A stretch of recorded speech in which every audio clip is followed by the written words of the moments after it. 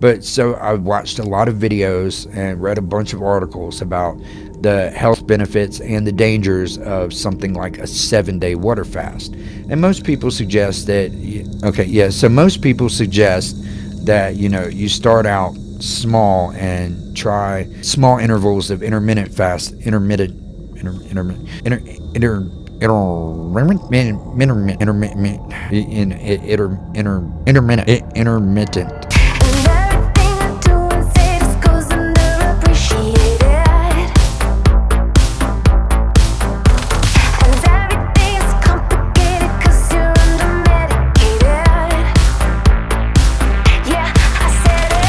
Hello everyone, I have returned. So one thing I want to go ahead and say is that I want to bring mental health subject matter and mental health awareness more to the forefront of this channel, rather than just being like an underlying occasional theme with dark humor added.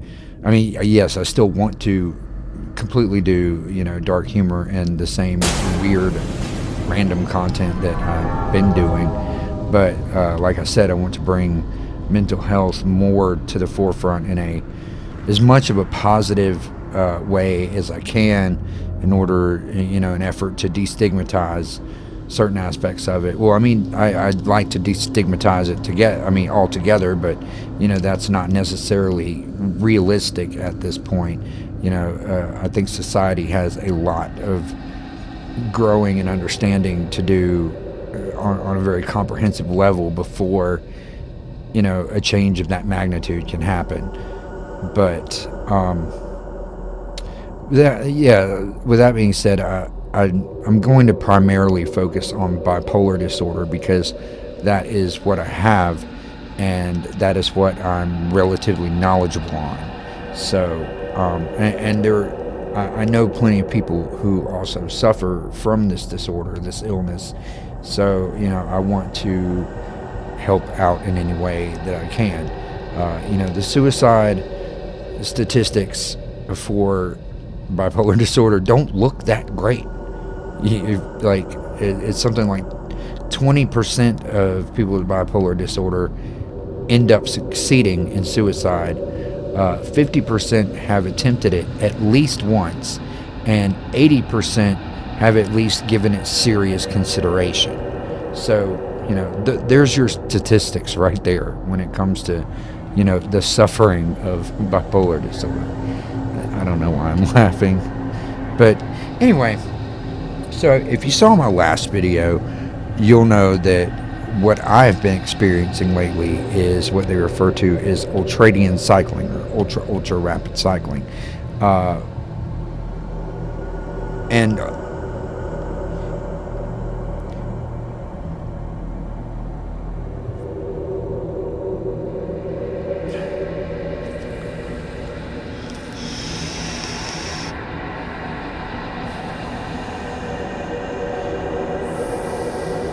So yeah,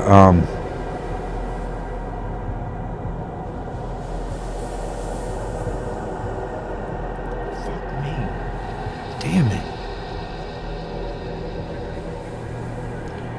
So what I've been experiencing is ultradian cycling, also known as ultra rapid cycling, and that is extremely frequent shifts in mood polarity. Complete mood states where you can be hypomanic or manic, and then immediately switch to like depression or euthymia, which is, sort of like a baseline. But, euthymia for us, it isn't necessarily like, oh, you're normal. It's like it's your episode when you're normal. It's still technically an episode. Like, it's just not manic and not depressive. But anyway, so I've been cycling very, very, very rapidly. Like, sometimes I'll start the day out like super energetic with pressured speech, like super excited about things that I normally wouldn't care about. And, by lunchtime, I can't even function. Like, I'm just fantasizing about death. I can barely do anything. And it's just like, I just want to cry. It's awful.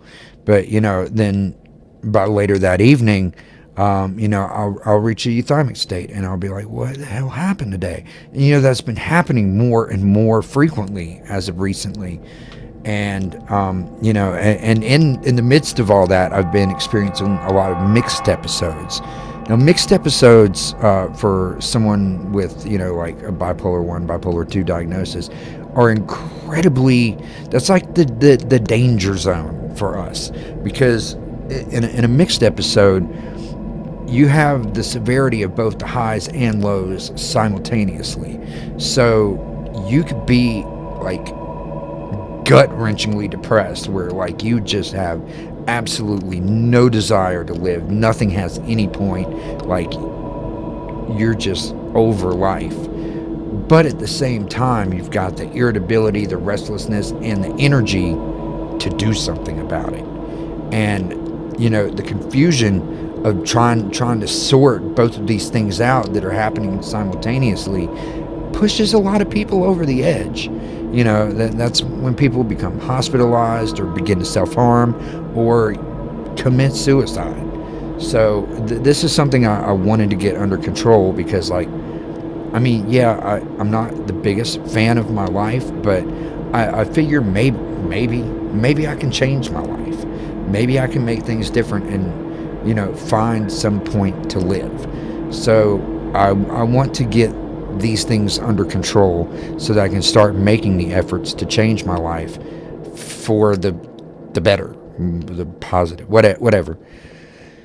So anyway, as in my last video, as a result of all this, out of whack brain activity, I recently started seeing a new psychiatrist, and she had expressed tremendous concern for the ultradian cycling and the number of mixed episodes that were occurring with it. And she thought initially that maybe there was some sort of physical something or other going on that could be contributing to that or triggering that in some way. So she ordered that I have a full blood panel and urine sample done, to try to see like maybe if there was something going on with like a thyroid or whatever. I said all this in my last video, but what she came back with was my cholesterol and my blood pressure were dangerously high, and that I was basically pre-diabetic. So of course this got me researching. I should have done the research before I started making crazy decisions. I did a little bit of research, but not enough. So I went to the grocery store, bought a bunch of salads and like sugar-free drinks. Like, this is gonna change everything. No it's not. But has it helped? Yes. So I completely cut sugars out of my diet. I've had one energy drink in 2 weeks. One. Now, this is the thing. Okay, this is where shit's gonna get interesting. So some of the research I was doing, it was talking about insulin levels and insulin resistance and all that. And it was talking about when you're like basically pre-diabetic, that the insulin levels can have or can basically exacerbate. So like people with mental illnesses or that are on medication for mental illnesses, like specifically bipolar disorder or any other psychotic disorders, it said that high levels of insulin can exacerbate the symptoms of bipolar disorder. So that makes so much sense. Like, it basically, when your insulin levels are like at a dangerous level, it can keep you destabilized and keep you cycling. If you're already rapid cycling, it can just ramp that up, So, and I was drinking like 2, 3 energy drinks a day, 3 or 4 cans of soda a day, eating candy all day while I was at work, eating like an entire box of the donut sticks. It no fucking wonder I was pre-diabetic. But that also explains so much why, like, the treatment, the medications that I'm on, even, increasing the dosages, adding medications, like nothing seemed to be stabilizing me. Nothing was getting me, to baseline. And it makes so much sense now. So, I said that I weighed in the heaviest like I've ever been in my life. And that was a concern. Not that I'm like, really, really overweight, but, for my size, for my height, my frame, like, and my body fat percentage was real off.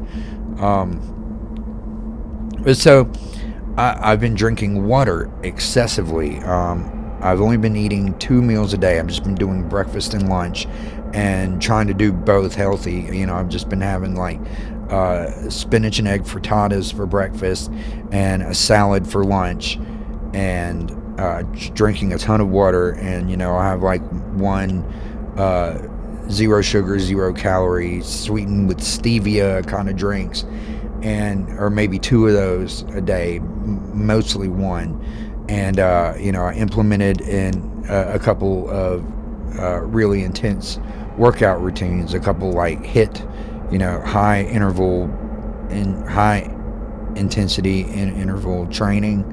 I think that's what it is. But it's like, it's kind of like incorporating cardio and weightlifting into one like high impact fucking, short term, exercise. I don't know anything about working out or exercise. I've just been researching like all hell. I need to get my body fat down. I need to get my cholesterol down. I need to get my blood pressure down. I need to get my insulin down. I need to get healthy. And, now I'm kind of excited about it. And so, in my last doctor visit, I weighed in at just a little over 190 pounds. Now, I'm 5'7", and that may not seem terrible, but yeah, it for me it kind of is, because it's not muscle. That's the problem. It's not muscle. But so since I've changed this diet, it's been, tomorrow will officially be 2 weeks. But since I've changed my diet and been doing the research and the exercise, I weighed myself yesterday, or was it yesterday? No, day before yesterday. Day before yesterday, I weighed myself and I came in at 175.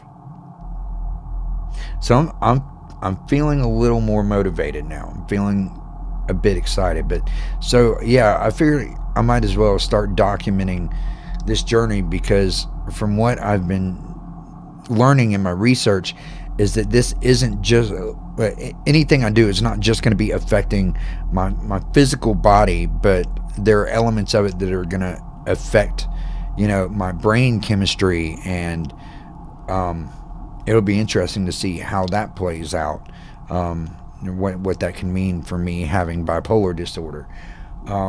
So one thing, I've been looking into with all of this, I started looking into like keto diets, and one thing that kind of stood out to me and seemed very interesting is water fasting.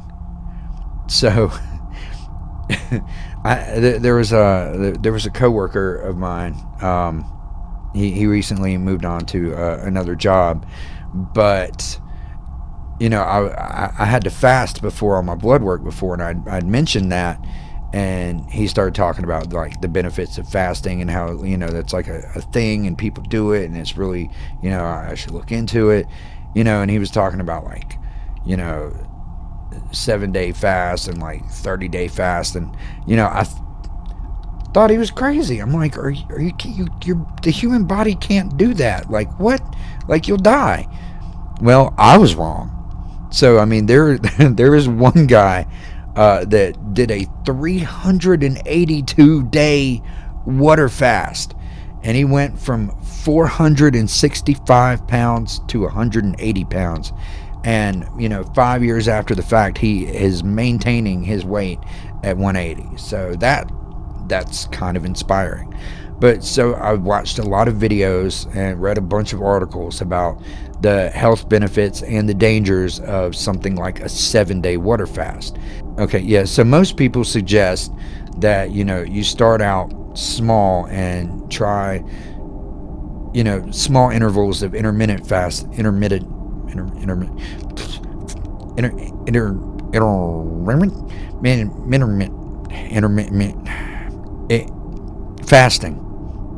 Yeah, God damn it, I don't know that word. I can't say that word. Intermittent. I don't know. So, it suggested trying small intervals of that at first, and maybe get up to the 7-day water fast. But see, with the thing with that, like, no work, no exercise, like, you basically really just need to stay in bed and let your body heal. And you have to reintroduce feeding slowly, and with particular things. But the more I think about it, that's like a severe challenge of willpower and determination right there. And I kind of like that. I kind of want to do it. I was already planning on taking a week off of work, in April, and that'll give me 9 days. So maybe I should do it. I have an appointment with my psychiatrist tomorrow, and I'm anxious to weigh in so they can see that I've been taking this seriously, and exercising and trying to lose weight and bring all my stuff down. But I guess I'm going to talk to her about these ideas, these dieting ideas, and this possible 7-day water fast. It's a scary thought. I don't know if I'll be able to handle it, but a challenge accepted. So this is the beginning, really, of my journey. I mean, it technically started 2 weeks ago, but this is where it truly begins, and whether it is going to be sustainable, and we're gonna see what happens from here on out. So periodically I'll be kind of doing a check-in video to let you all know what I'm experiencing, physically and mentally, and what changes have occurred, and the pros and cons of everything. So if you so yeah, thanks for watching. I greatly appreciate your support and encouragement and all that good jazz, and I will be posting more videos hopefully sooner than later. Thanks again.